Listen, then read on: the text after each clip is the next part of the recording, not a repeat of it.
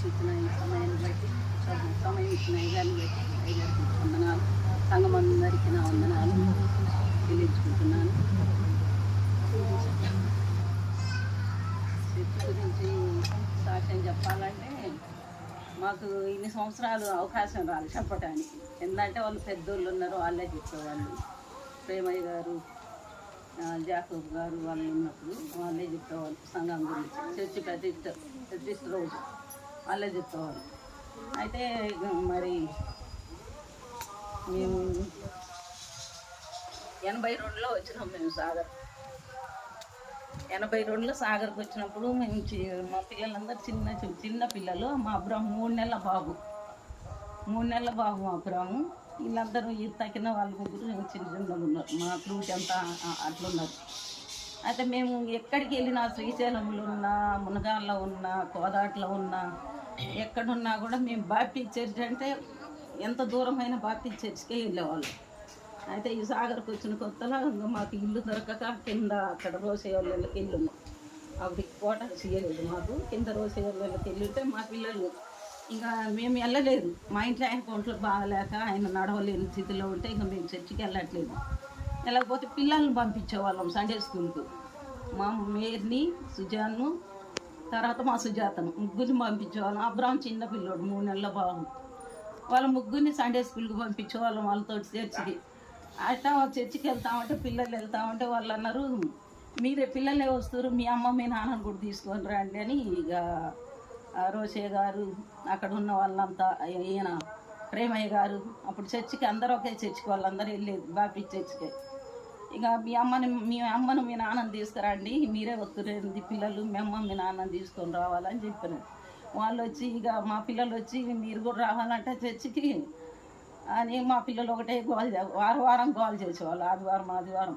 సరేలే, ఎందుకంటే ఆయన చాలా దూరం, మేము అక్కడ కింద క్వార్టర్స్లో కిరాయికి ఉంటున్నాము, చర్చ్ ఇక్కడ ఉంది, చాలా దూరం అని మా ఇంట్లో ఆయన నడవలేడని ఇక కొన్ని రోజులు ఆగిపోయినాం, మేము వెళ్ళలే.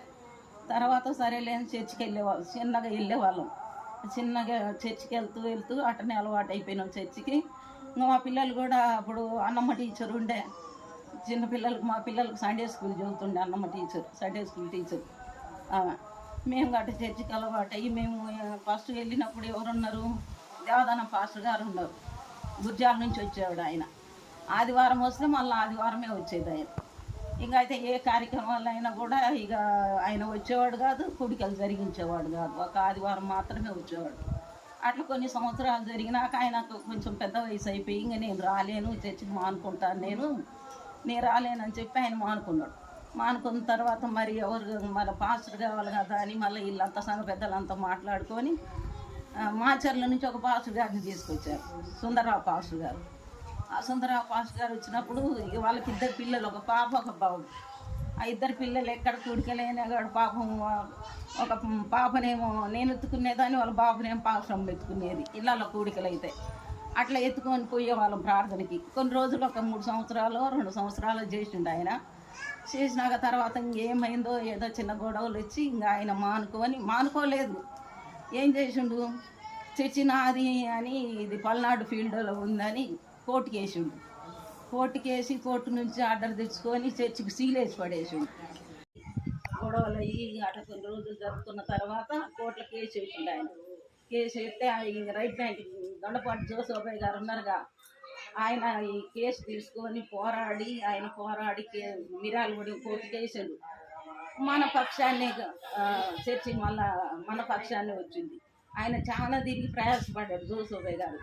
అయితే చర్చి మనకు వచ్చిన తర్వాత ఇంకా తాళాలు తీసారు. మేము మామూలుగా ఎమ్మెల్యే పాస్టర్ గారు వచ్చి ఆరాధన జరుపుకుంటుంటే ఇంకా 6 సంవత్సరాల పాస్టర్ గారు ఉన్నారు. అప్పుడు అంతా ముళ్ళ కాంపౌండ్ లేదు, ఏం లేదు, బాగా ముళ్ళ కంచెలు ఉంటుండే. ఇంకా పాస్టర్ గారు వచ్చిన తర్వాత ఏం చేసాడు, ఆ చెట్లన్నీ కొట్టిపిచ్చి ఇట్లా ఉండకూడదు, మందిరం ఇట్లా ఉండకూడదు అని చుట్టూ కాంపౌండ్ అంతా పని చేపిద్దాం మనం అని అందరం ఇంకా చర్చి వాళ్ళమే, ఎవరు కూలీలు లేరు, ఏం లేరు, అంతా మేమే చేసుకునే వాళ్ళం. ఇంకా రాళ్ళు అక్కడ ఒక బీటైపు పగలగొట్టి ఆ బీటైపు రాళ్ళని మేము మోస్తే ఒక లారీ దోలుకొని వచ్చి చర్చి కాడేస్తే పాస్టర్ గారికి ఇల్లు కట్టినప్పుడు కూడా మేము ఎంతో ప్రయాసపడి ఒక కూలీ లేకుండా అందరం ఆడవాళ్ళం మగవాళ్ళం మేమే చేసేవాళ్ళం. ఆ కాంపౌండ్ కానీ పాస్టర్ గారి ఇల్లు కానీ అన్నీ మేమే చేసుకున్నాం. కూలోళ్ళు లేకుండా చర్చి వాళ్ళమే చేసుకున్నాం. చేసుకున్న తర్వాత చర్చి మంచిగా అయింది, బాగా అయింది. ఇంకా పాస్టర్ గారు 6 సంవత్సరాలు చేసిండు, కెమెల్ పాస్టర్ గారు 6 సంవత్సరాలు చేసిన తర్వాత మరి ఇంకా మళ్ళీ ఏమైందో మాకు తెలియదు. కానీ చిన్న చిన్న గొడవలు ఇంకా ఆయన ఏం చేసి నేను ఉండను అని ఇంకా ఆయన పక్కకు కొంతమంది మన చర్చిలో కూడా కొంతమంది తీసుకొని పక్కకు పోయి పక్కకు సపరేట్గా పెట్టుకున్నాడు. ఆయన కొన్ని రోజులు ఇళ్ళలో రత్నమ్మ వదిన వాళ్ళు ఇంట కొన్ని రోజులు జరిపించిండు ఆరాధన. తర్వాత చిన్న చిన్నగా ఇక మందిరాన్ని కట్టుకున్నారు వాళ్ళు. కట్టుకున్న తర్వాత ఇక ఆయన పోయిన తర్వాత కెమెల్ పాస్టర్ గారు పోయిన తర్వాత మళ్ళీ మనకు కాపరి ఎక్కడి నుంచి వస్తుంది, కాపరి కావాలి కదా అని ఏం చేశారు. అప్పుడు ఈ ప్రేమయ్య గారు వీళ్ళంతా, జాకోబు గారు వీళ్ళంతా మళ్ళీ మాట్లాడి మళ్ళీ హైదరాబాద్ పోయి అక్కడ Baptist church, Narayana Baptist church చెప్పొచ్చు మా పాస్టర్ కావాలా. పాస్టర్ గారు పక్కకు పోయిండు. కొంతమందిని మా సంఘంలో కూడా కొంతమంది తీసుకొని పోయిండు. మరి మాకు పాస్టర్ కావాలంటే మళ్ళీ వాళ్ళు విజయ్ కుమార్ పాస్టర్ గారిని పంపించారు.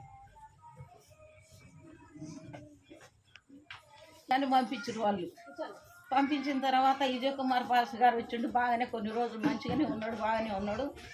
10 సంవత్సరాలు ఏమో చేసిండు ఆయన 10 సంవత్సరాలు చేసాం. కెమెల్ పాస్టర్ గారు ఉన్నప్పుడే మాకు ఇక అది వరకు కానుకలు దశంభాగాలు ఏమే చొల్లం కాదు.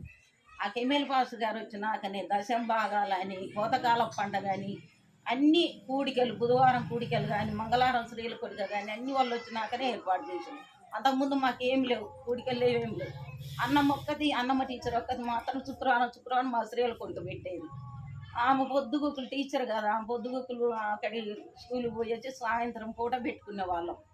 ఆ సాయంత్రం పూట కూడా ఎట్లా ఇండ్లల్లో శుక్రవారం ఒక ఇంచ పెట్టుకునే వాళ్ళం.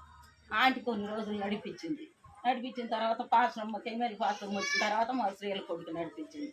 అప్పటి నుంచి ఇక మా డబ్బులు కొన్ని పోగు చేసుకొని నా దగ్గర ఉండే డబ్బులు, ఆ స్త్రీల డబ్బులన్నీ పోగు చేసి అక్కడ ఒక స్టోర్ రూమ్ కట్టినాం మా డబ్బులతోటే. ఆ మూల మీద ఒక రూమ్ ఉంది, ఆ రూమ్ కట్టినాం స్త్రీల డబ్బులతోటే.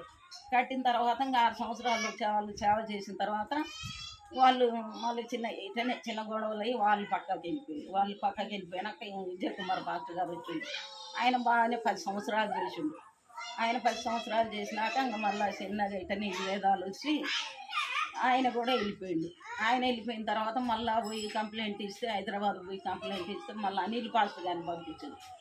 అనిల్ పాస్టర్ గారిని పంపిస్తే ఆయన 3 సంవత్సరాలు చేసిండు పాస్టర్ గారు. ఆయన 3 సంవత్సరాలు బాగానే నడిపించిండు, బాగానే చేసిండు. భార్య బాగలేకపోయినా, మా పాస్టమ్మ బాగలేకపోయినా మాకు ఇట్లా కుర్చీ వేసుకొని కూర్చొని స్త్రీల కూడిక నడిపించేది. ఆమె కుంట్లో బాగోదు, బాగలేకపోయినా కూడా పాటలు ఎంత చక్కగా పాడేది. కూడికలు, స్త్రీల కూడికలు మాకు మంగళవారం కూడిక పెట్టేది, మంచిగా జరిగించిన తర్వాత ఇటనే ఇప్పుడు మన పాస్టర్ వాళ్ళకు లాగానే పిల్లలు ఒక దగ్గర, వాళ్ళొక దగ్గర, వాళ్ళమ్మ వాళ్ళు ఒక దగ్గర, వాళ్ళమ్మ వాళ్ళ చెల్లె చీరాల, పిల్లలేమో హైదరాబాద్లో, మరి పాస్టర్ గారేమో సాగర్లో. వాళ్ళకి ఇట్లా ఇబ్బంది అవుతుందని ఇక వాళ్ళు కూడా వెళ్ళిపోయారు. వాళ్ళు వెళ్ళిపోయిన తర్వాత ట్రాన్స్ఫర్ పెట్టుకొని వెళ్ళిపోయిన తర్వాత మళ్ళీ ఎవరు జోయల్ పాస్టర్ గారు వచ్చిండు. మళ్ళీ పోయి కంప్లైంట్ ఇస్తే జోయల్ పాస్టర్ గారిని పంపించి, ఆ జోయల్ పాస్టర్ గారు పాపం ఆయన తక్కువ సమయం, ఆయన ఒక్కటే తక్కువ సమయం చేసిండు. ఆయన 1 సంవత్సరం ఏమో చేసిండు.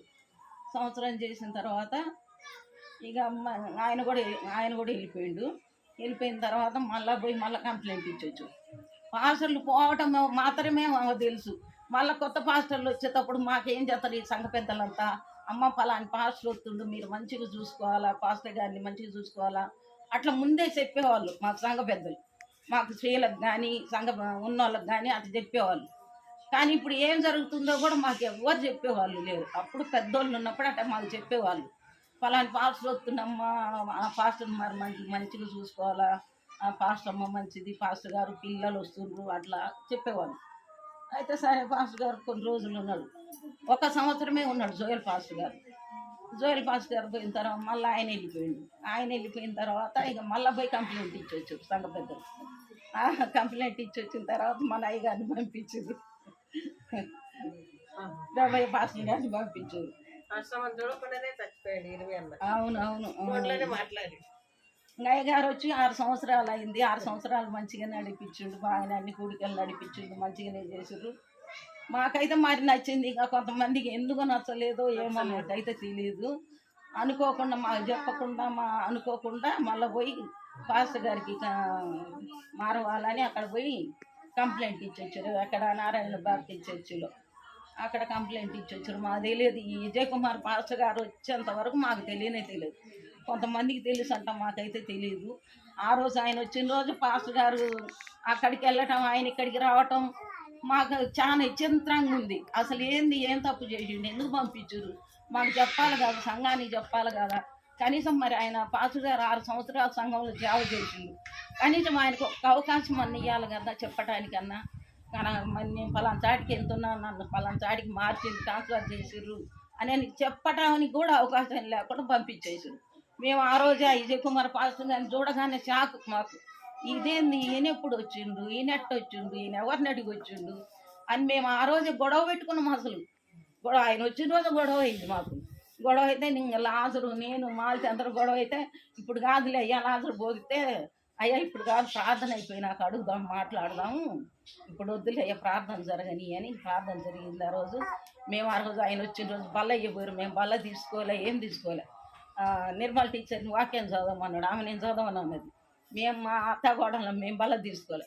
ఆమె బయటికి వెళ్ళిపోయింది, నేను కూర్చున్న కానీ లోపలనే నేను బల్ల తీసుకోలే.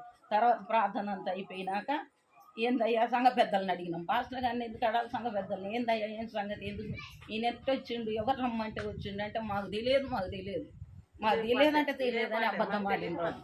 పులిపీఠం దగ్గర అబద్ధం ఆడిండ్రు 3 సంఘ పెద్దలు. మాకు తెలియదంటే మాకు తెలియదు.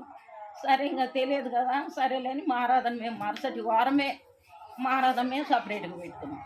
ఇంకా ఆ రోజు నుంచి మేము సపరేట్గా పెట్టుకుంటున్నాం. కానీ పాస్టర్ గారు వచ్చి, అమ్మ మరి ఎందుకు మీరు సపరేట్గా పెట్టుకుంటారు, అందరం కలిసి పెట్టుకుందాం, చూడండి 1 సంవత్సరం చూడండి, నేను మారకపోతే మళ్ళీ పంపించేద్దరు కానీ అని మాట కానీ, ఎవరికన్నా అడిగి కానీ సమాధానం చెప్పి కానీ ఎరగరు. వాళ్ళు కానీ ప్రేమయ్య కూతురు 3 సార్లు వచ్చిండ్రు.